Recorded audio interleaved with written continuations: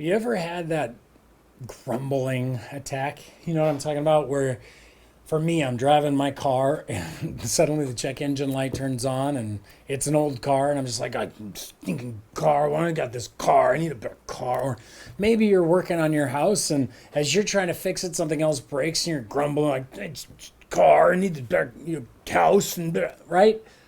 Grumbling happens to all of us. In fact, what's interesting is God hears our grumbling. In Exodus chapter 16, we actually end up with that very kind of sensation. We see that the people of Israel have been released, and now Moses and Aaron are in the wilderness with the people of Israel said to them, verse 3, would that we had died by the hand of the Lord in the land of Egypt, when we sat by the meat pots and ate bread to the full, for you've brought us out here to the wilderness to kill the whole assembly with hunger. Right? They're grumbling and they're complaining. Next line is amazing. Verse 4, then the Lord said to Moses, behold, I'm about to rain bread from heaven for you, and the people shall go out and gather a day's portion every day, that I may test them whether they will walk in my law or not. And what's fascinating is that what God heard was grumbling. In fact, later he'll say they were grumbling. But he takes it as request.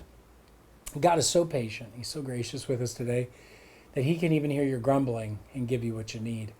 And while I don't think that means we should be grumbling at God, there's plenty of evidence that that shouldn't be the way we go about it. God is so patient and loving to you and me that he actually answers our grumbles like they're prayers. And so I want to challenge you today. What are you grumbling about? And instead of just grumbling about it, maybe turn it into a prayer. Because God does hear you, and he is willing to answer you. If he's willing to provide bread for a bunch of grumblers, why wouldn't he be willing to provide for you what you might be grumbling about?